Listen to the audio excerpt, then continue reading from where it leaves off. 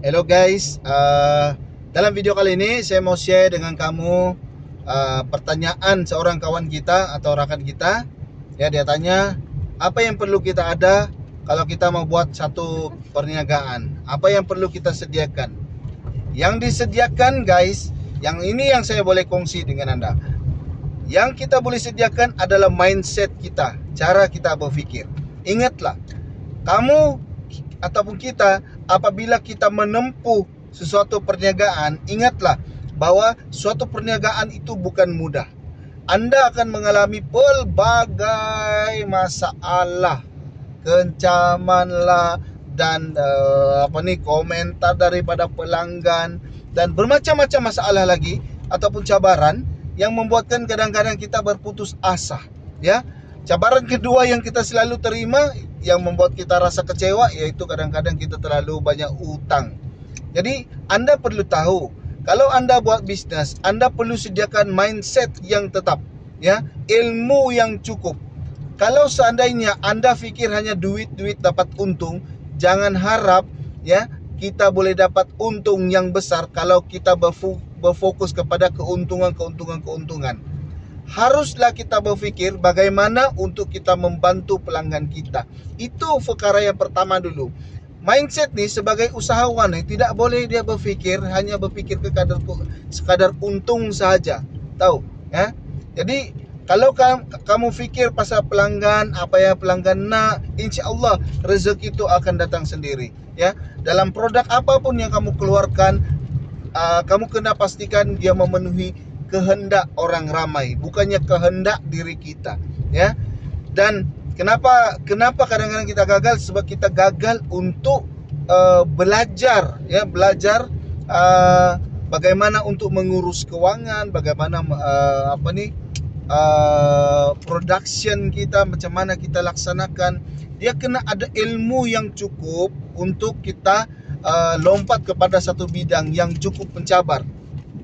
Kalau kita rasa macam berat untuk menanggung beban untuk berniaga nih, jadi janganlah mula berniaga. Mulalah berniaga, tetapi jangan berhenti dulu kerja. Boleh berniaga dengan kecil-kecilan dulu. Anda boleh kerja dulu, kemudian simpan duit sikit-sikit, kumpul ilmu. Sama ada, contohlah kalau kamu minat dalam bidang jahitan, kamu kerja di kedai jahit dulu, jangan pula kerja di kedai lain, kedai jahit. Maka kamu boleh bermula dengan bekerja sambil buat bisnis perlahan-lahan, ya. Akhirnya sampai masanya kalau kamu sudah faham perjalanan bisnis tu, baru kamu jalankan bisnis tu. Oke, sebab kamu kena tahu dalam bisnis dia ada stages dia. Tahun pertama, tahun kedua, tahun ketiga, tahun keempat, dan tahun kelima, ya. Tahun yang pertama, sehingga tahun yang ketiga cukup mencabar guys, cukup berat. Jadi kamu kena tahu bahwa dalam tempo tersebut kamu jangan berputus asa. Apabila kamu sudah jumpa satu masalah dan kamu dapat menghadapinya, insya Allah satu masa nanti sangat senang untuk kamu menyelesaikan masalah-masalah yang lain. Kalau kamu coba untuk mengelak daripada masalah, maka kamu akan berhenti daripada belajar bagaimana untuk mengatasi masalah. Sebenarnya setiap masalah itu kadang-kadang ianya adalah satu peluang kita untuk lebih bijak, lebih pintar, lebih pandai.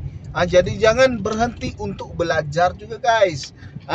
Jadi macam yang saya cakap tadi, kamu kena sediakan mindset kamu dulu, pikiran kamu dulu. Jangan dulu kamu pikir sekadar untuk dapat untung, ya. Kamu kena sediakan mindset kamu yang kental, jiwa yang kental, baru kita boleh buat bisnis, ya. Dan kamu kena belajar bagaimana untuk berkomunikasi dengan pelanggan. Kalau tak pandai komunikasi dengan pelanggan, cari orang yang pandai berkomunikasi dengan pelanggan. Begitulah dia bisnis. Bisnis nih connecting the dots. Bagaimana untuk kita menggabungkan semua resource kita untuk menjadikan satu perniagaan yang cukup cantik dia punya plan. Ya. Jadi itu saja yang saya kongsikan dalam video kali ini.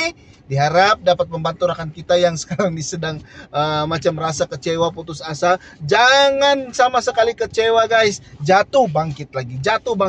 Kalau kita berhenti, maka disitulah berhentilah kita punya apa nih orang cakap nih, berhentilah kita punya punca pendapatan yang lebih hebat ya, sebab dalam berniaga nih sajalah kadang-kadang kita boleh dapat duit yang lebih ya untuk mencapai setiap impian yang kita nak. Jadi itu saja yang saya boleh kongsikan dengan Anda semua. Jangan lupa subscribe. Terima kasih kerana menonton. Bye bye.